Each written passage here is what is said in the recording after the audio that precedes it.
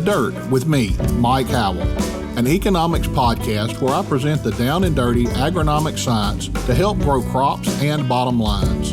Inspired by eKonomics.com, farming's go-to informational resource, I'm here to break down the latest crop nutrition research, news, and issues, helping farmers make better business decisions through actionable insights. Let's dig in. Well, hello again, everyone. I appreciate you tuning in this week for this episode of The Dirt.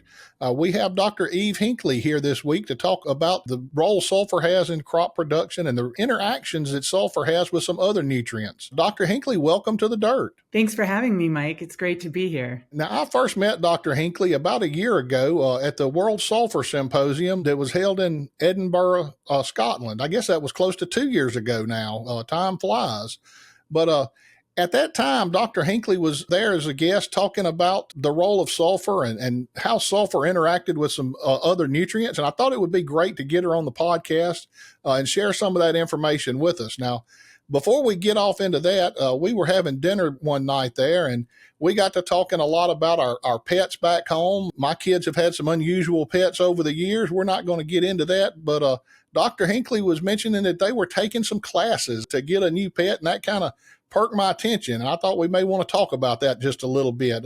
I have not ever met anybody that was into falconry and much less had a falcon. So Dr. Hinckley, tell us a little bit about what you're working on there. I love that you bring this up, Mike.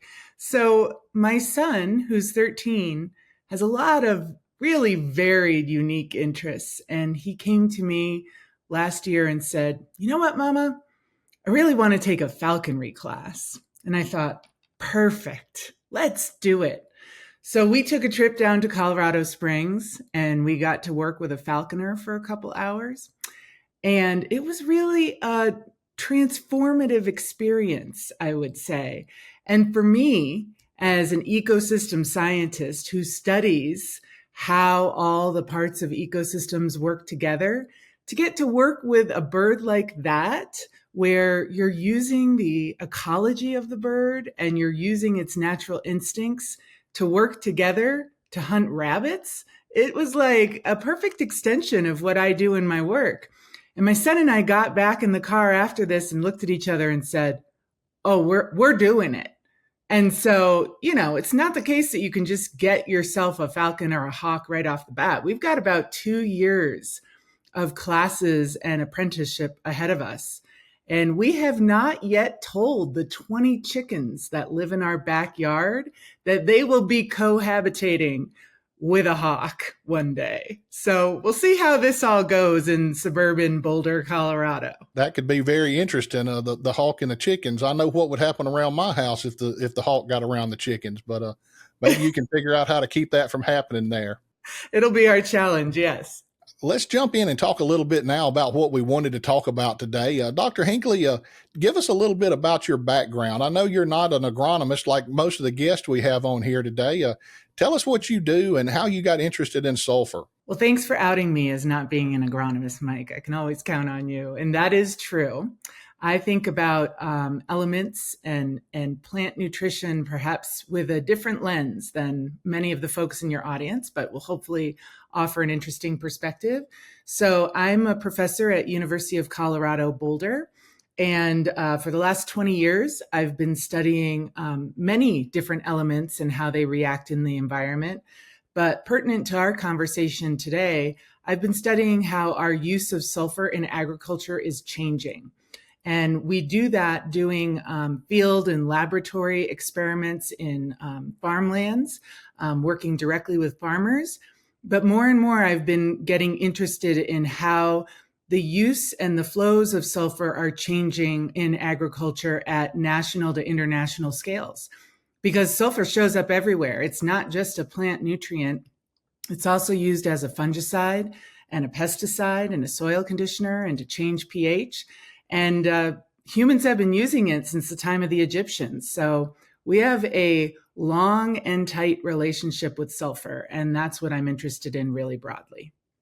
Okay, well, we have spent a lot of time talking about sulfur here on the dirt. The first time I heard you speak, you were talking about sulfur and how it reacted with different nutrients. And you showed a map, and one thing on that map really caught my attention. And you probably don't even remember the map you showed, much less all the little dots on it. But there was a dot at Greenwood, Mississippi, right there on the Yazoo River. And that really piqued my attention. I've done a lot of fishing on the Yazoo River and consumed a lot of fish that came out of that river. And I had always heard that we may have an issue with mercury from time to time in that river, but I never really paid much attention to it. It definitely hasn't affected me that I could tell, but I got interested in that. Talk a little bit about how sulfur could affect the levels of mercury and some other nutrients. So this is a really interesting feature of studying sulfur, and it is a critical plant nutrient. And I know you've had our good friend Alan Blaylock on the podcast talking about how critical sulfur is now to plant nutrition. But the other part of this that we have to pay attention to is what happens when sulfur is in excess in the environment. And what's its fate after it has leached out of agricultural lands? And sometimes it's from agriculture, sometimes it's from other sources. But what you're talking about in the Yazoo River is actually when sulfur interacts with organic matter and mercury in a flooded setting where there's very low oxygen. And what can happen in that situation is that you get the production of methylmercury, which is a neurotoxin that bioaccumulates and biomagnifies in the food chain. And that means that if you're fishing and you're getting sort of higher order fish, you could have potentially very high concentrations of that neurotoxin in the fish tissues. The reason for this is that the sulfate actually gets reduced in that environment. That organic matter is a carbon source. It's an energy source that fuels sulfate reduction. And that reduction of sulfur actually stimulates the mercury methylators that do the work to change the form of mercury from its inorganic form, which it's all over in inorganic form because we've got a lot of mercury cycling from industrial sources, but it changes it into this organic form that is potentially very dangerous. And in particular to the Yazoo River, there's a big reforestation project that's been going on there for some time that you might know about, which is great for river health. It's great for the health of watersheds, but what it also does is it adds organic matter to that river, which is going to be one of those ingredients to stimulate the production of methylmercury. So the example that you have asked me to talk about that I know hits close to home for you, it's actually a great example of the complexity of these interactions of elements, and also how the decisions that we make on landscapes have both positive effects and can have unintended negative consequences. And Dr. Hinckley, you mentioned that was the one I asked you to talk about. That's the one that hits close to me. But I also remember you talked about some other interesting situations where we can run into some issues if we have too much sulfur. Any other situations you want to talk about today? Something we need to keep our eye out on? Yeah, so there are a couple things. The other part of it is that if you have excess sulfate in aquatic ecosystems, so think about wetlands and other inundated areas, high levels of reduced sulfur can actually create toxicity for the plants, and it makes it so the plants can't grow. So that's another management issue. The other one that hits close to home for farmers is that we have to pay attention to pH changes. So for example, if you're using elemental sulfur as a fertilizer or as a fungicide, most likely in an oxygenated environment, it's going to oxidize. And that process produces acidity that is then going to have an effect on the soils. So long-term use of sulfur in agricultural settings could have acidifying effects, which create another management issue for farmers. So there are a number of factors to look at. Along with that acidifying effect, when that sulfate leaches out of a farmer's field, it can take with it valuable micronutrients like cations, magnesium, calcium, sodium, potassium. So that's also another management consideration. So the balance of sulfur in terms of the forms, the amounts, and the timing that it's going on to crops is going to have an effect on what those potential consequences are. And that's, for example, what we try to understand in my research group so that we can work with farmers to minimize those effects that they don't want to have both on their land and in adjacent areas. That's something we spend a lot of time talking about, especially with nutrients like nitrogen. We're worried about nitrogen leaving the field and getting in places where it doesn't need to be. And we've also discovered here recently that there's an interesting interaction between nitrogen and sulfur. We had Dr. Blaylock on last year, and we talked a good bit about that. But talk a little bit about the interaction between nitrogen and sulfur and how they work together. I am so glad that you asked me this. This is one of the most exciting areas of research related to our use of sulfur, I think. Both sulfur and nitrogen are really important for a fundamental building block of all living organisms, which is the synthesis of amino acids and proteins. So important stuff. And they work together to do that. And in the last year, there have been a couple of really interesting studies that have come out. We tend to look at these elements like sulfur or nitrogen or phosphorus in isolation. But the reality is that they interact and they affect crop nutrition together. And what we're finding about sulfur is that it can actually increase the nitrogen use efficiency of crops like corn.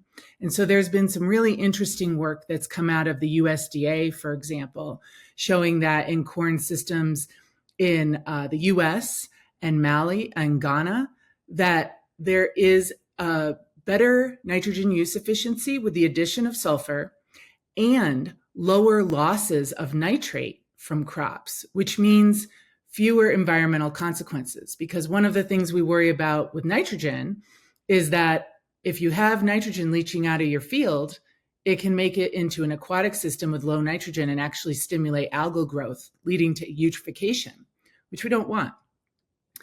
The other thing that's coming out, and this was a new paper this year, is that sometimes we see a stimulating effect of adding sulfur in addition to nitrogen. And this is in particular for early stages of growth in corn. But not only are we seeing more growth in the plant, we're also finding that because of that increased nitrogen use efficiency, if you account for the full economics of it, it actually saves farmers money to add sulfur. And then if they're timing their nitrogen additions and using the right form, they can actually reduce the amount of nitrogen that they have to add, and they've got more money in their pockets. So this is a wonderful example of real sustainable farming by understanding the interactions of these nutrients where it might not be a direct stimulating effect on the plant, but it actually makes the plant use the inputs more efficiently and reduce the amount that the farmer has to put on, which is great for the farmer and great for the environment. Dr. Hinckley, the things you're saying are going right along with a lot of things we've been talking about. We talk a lot about 4R nutrient management, and most of the time people think about that with nitrogen, but it's not necessarily just with nitrogen. We can practice the 4Rs with any nutrient that we're going to be applying to these crops. And I think you've given several examples here where we can look at 4R nutrient management in relation to sulfur.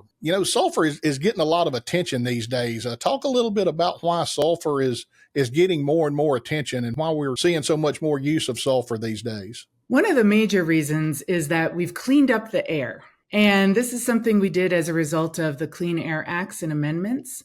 And it used to be that in particularly polluted areas, we happened to be raining out exactly the amount of sulfur that was needed by crops like corn. So take, for example, the Midwestern US. But then you clean up those smokestacks and you actually have no more free supply of sulfur. And so farmers were right on top of this. They saw that sulfur deficiency and they knew what was going on and they've started to add it. And the research community is now catching up to try to understand and dial in where sulfur is needed when and what the other factors are that affect sulfur availability in different soils. So a big driving factor when it comes as a fertilizer is that change in air quality, which is not to say we should be polluting the skies again so that we can have free sulfur coming out. No, I think it's that we need to be learning how to manage that sulfur that we're adding really well so that we can achieve our goals in the field and help reduce impacts on the environment. The other places where it's showing up is with greater intensification of croplands, with extensification of croplands. There's more sulfur needed for other reasons. And as I mentioned, it does get added as a fungicide, for example, in wine grapes, or as a pesticide, or to change pH. And so that's going to have some of the same effects in terms of plant nutrition, even though it's added for a different reason. So there are many reasons to be studying sulfur and paying attention to it now, in addition to understanding where that legacy sulfur from atmospheric deposition, from acid rain, that's still in some soils, when that is becoming available to crops. Because if you can get it out of the organic pool, you don't have to add it as an amendment, and that's also a savings. So there's work to be done to understand the rates at which sulfur that's already been stored in soils becomes available. So a lot of need for that. And you mentioned the 4 R's, and I think one of the really interesting opportunities with sulfur is that with nitrogen and phosphorus, we really were reactive about those issues in croplands in terms of dialing in how much nitrogen and phosphorus are needed and trying to minimize environmental impacts. But the sulfur issue is relatively recent to the last couple of decades. And I think there's a real opportunity to show how we can manage sulfur really well in croplands, where those lessons can be translated to other elements too. And we don't have to be reactive. We know there are reasons to manage sulfur well. And so I say, let's go. Let's work together and make that happen. The only way we can do this and figure things out is to do more research.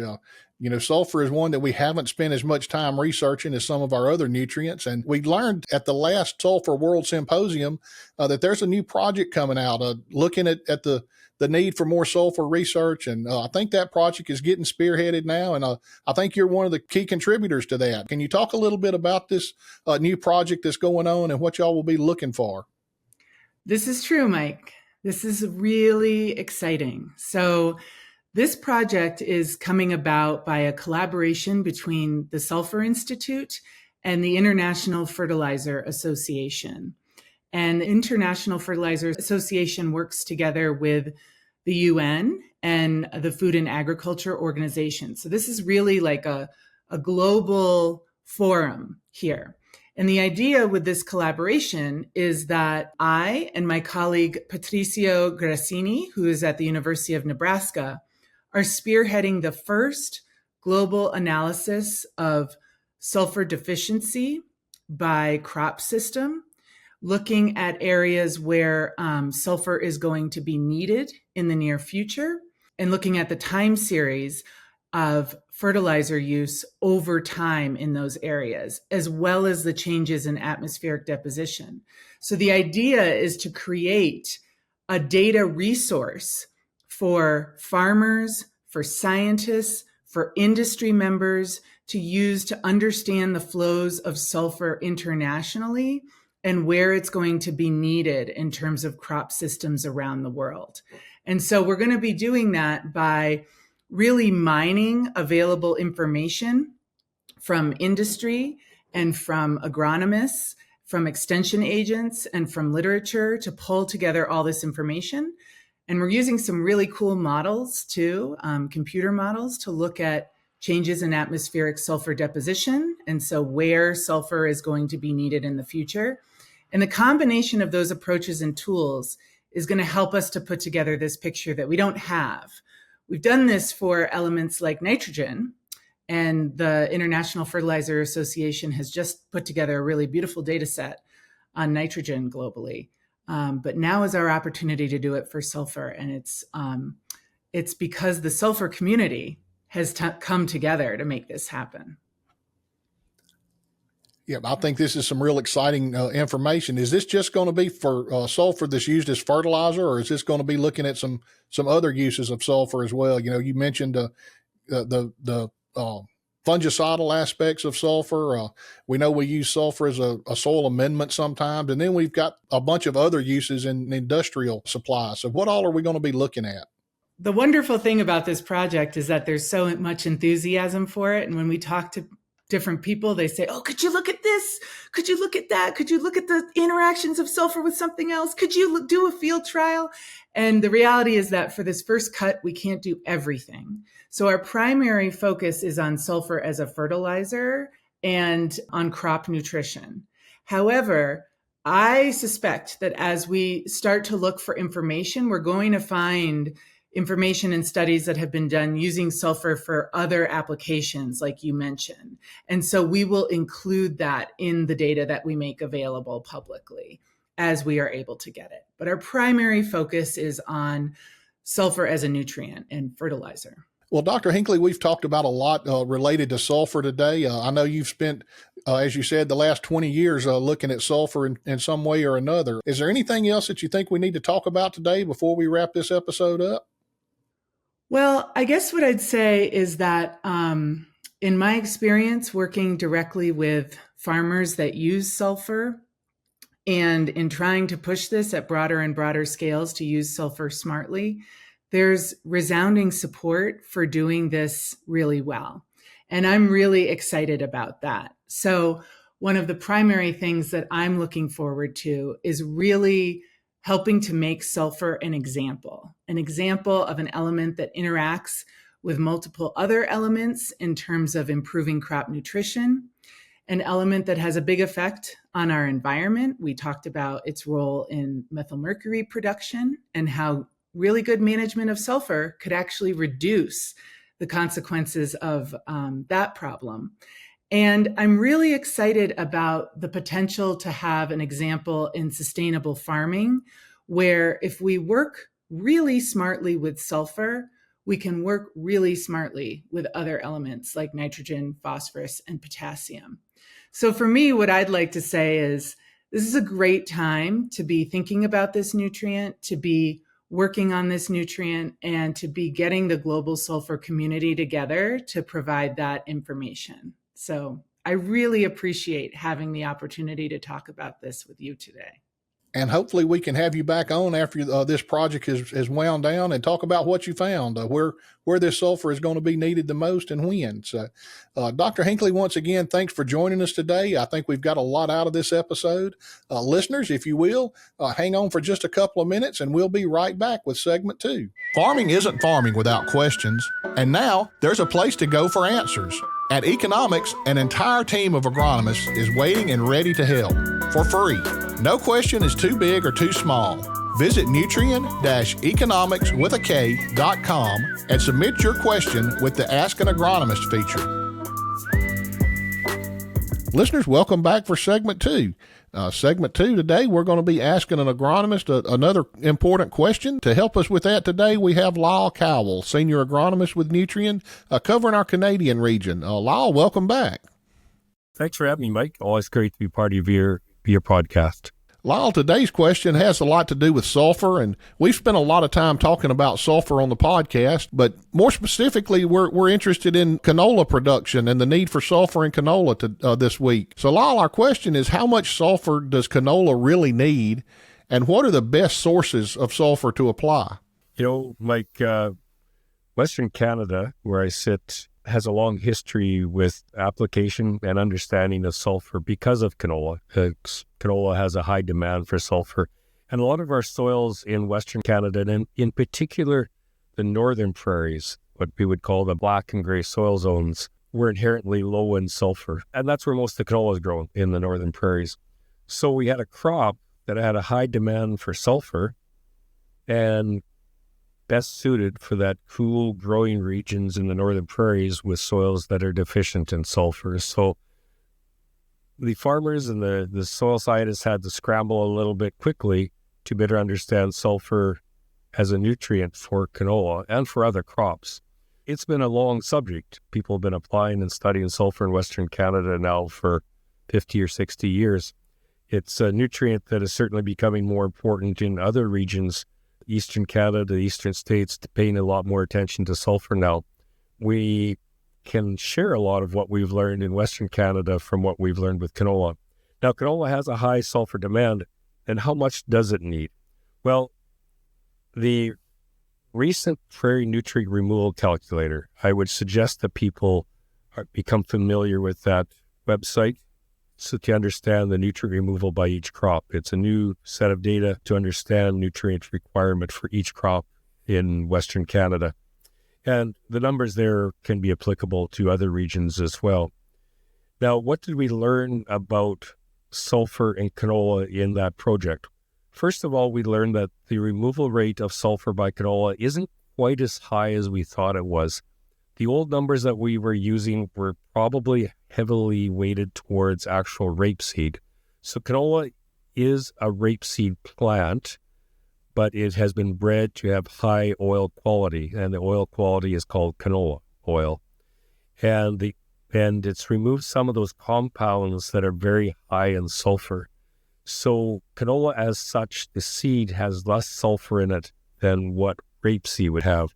The number that we come up with in this project was about 0.22 pounds of removal per bushel. So 11 or 12 pounds of available sulfur for every 50 bushels of canola.